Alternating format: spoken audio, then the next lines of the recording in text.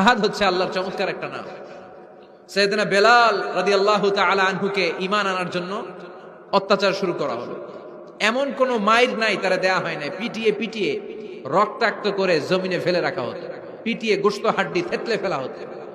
প্রচন্ড মরুভূমির গরম বালুর মধ্যে ওনাকে শুইয়ে রেখে পেটের উপরে পাথর চাপা দেয়া হতো, বলতো এবার জিকির কর লা ইলাহা ইল্লাল্লাহ। বেলাল আর জিকির করতে পারে না, লা ইলাহা ইল্লাল্লাহ শ্বাস বের হয় না, শ্বাস যেটা ঢুকায় বের করতে পারে না, শ্বাস নিতে পারে না, লা ইলাহার আওয়াজ আর মুখ দিয়ে বের হয় না। এবার বেলাল ছোট্ট করে আল্লাহর ডাকে পড়ে আহাদ। কি পড়ে? আরো জোরে পড়েন।